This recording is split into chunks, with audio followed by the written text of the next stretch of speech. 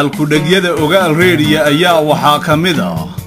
runta sheeg xataa hadday dacar ka qaraadhahay.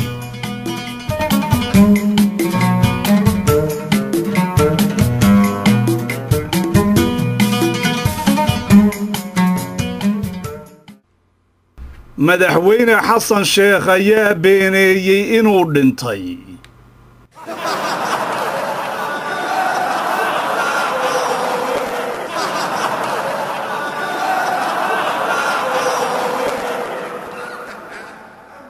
madaxweynaha dowladda federaalka ee Soomaaliya mudane xasan sheekh maxamuud oo maanta magaalada muqdisho iyo guud ahaanba dalka kula hadlay khadka telefoonka ayaa beeneeyey inuu dhintay. madaxweynaha oo warbaahinta dowladda la hadlay ayaa wuxuu sheegay inuu joogo dalka Turkiga uuna ku tagay casuumaad aan rasmi ahayn oo uu soo booqanayo carruurtiisa iyo xaasaskiisa oo dalka Turkiga ku sugan. madaxweynaha ayaa arrintaas beenta ah ku sheegay inay ka dambeeyeen dadaan ogolayn horumarka iyo qarannimada Soomaaliya ayna rabaan in dalku uu dib u dhac ku sii jiro. haddaba hadalka madaxweynaha weli waxaa ku jira shaki weyn mar haddii ay kala hadleen madaxweynaha iyo la taliyihiisa. bal aan ku hormarno hadalkii la taliyaha madaxweynaha.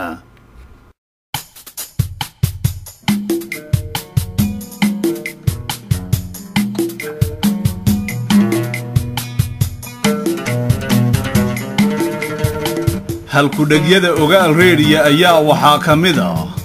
runta sheeg xataa hadday dacar ka qaraadhahay.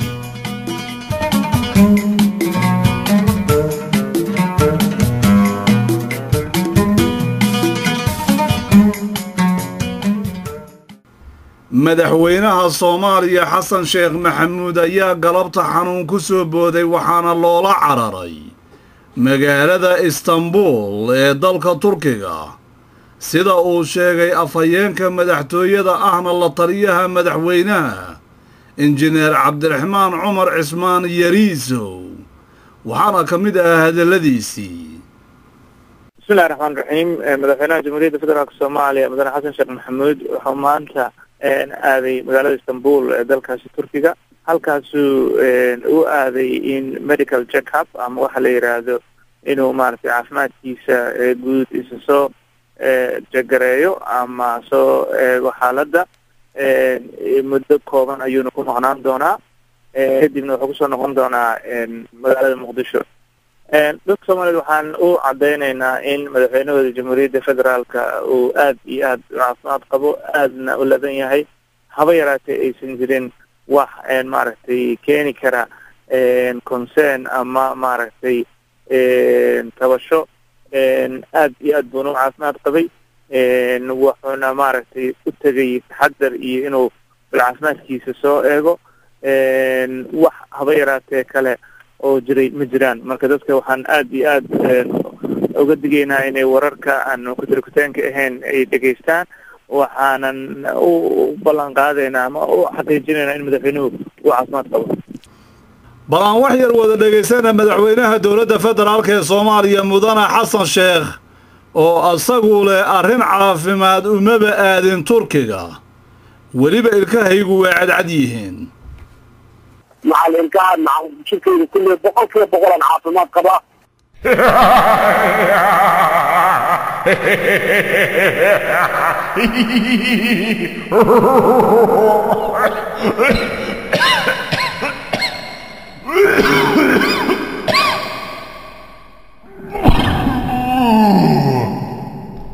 Oi, oi, oi, oi, oi.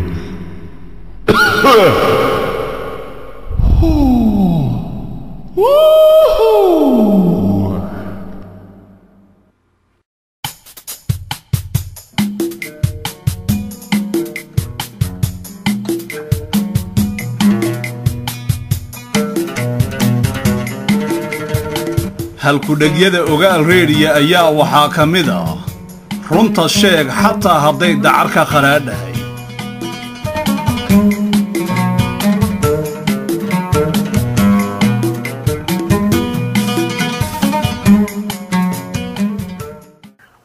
isbitaalka tagay yani dhiigaa laga qaaday waa la controlay macalinkaha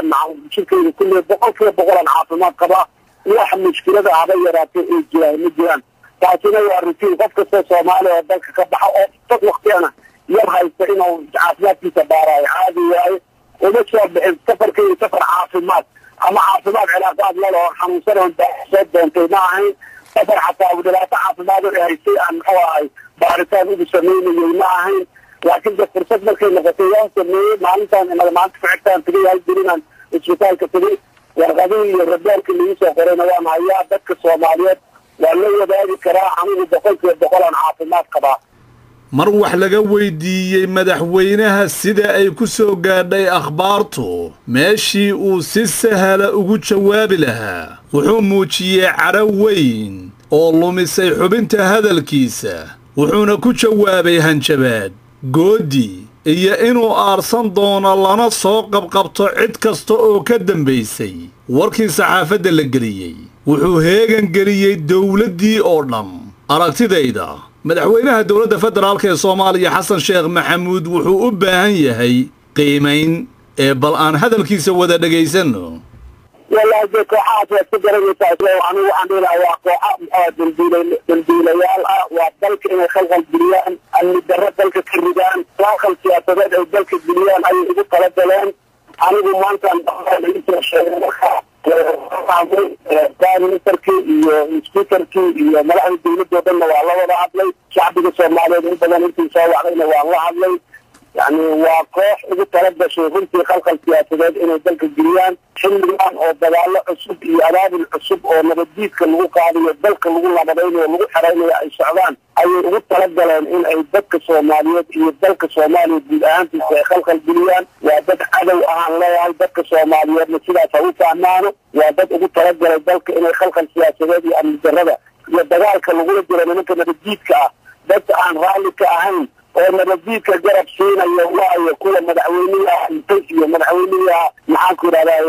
ICU كتيرية مدعوينية سيانا يبايو قانوني بحوا يحن قبا مرعا دك الصوماليات حلقان إلي خلق البلياني وقتل جلان وحان لها دك الصوماليات وعلي دين الدرطة أو أكثر كبيرة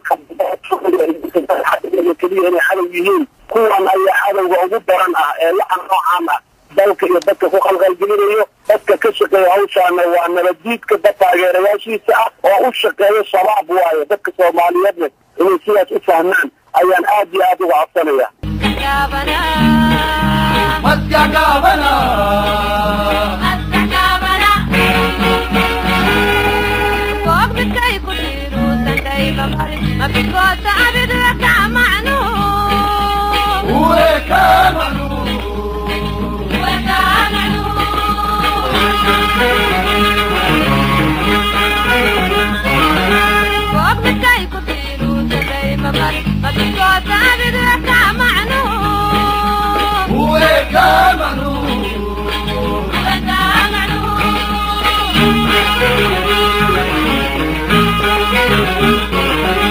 هنقر صور معاني بشركو مسيري مسألة غريبة اللي بجعلي في يوم السوق لقواركو مستقابنا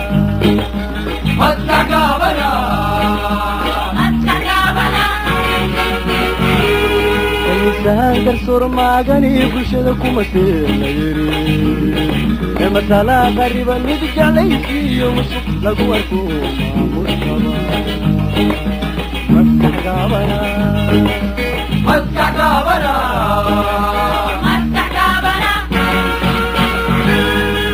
مروة كيف حمي مارحي بمدى عدنا مرد كل يد ويكامنو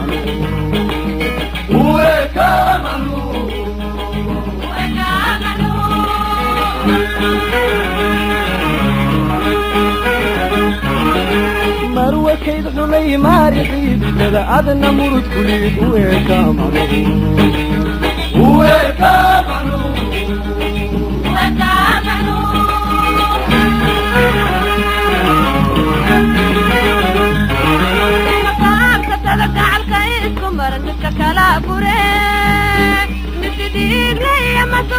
قبيلة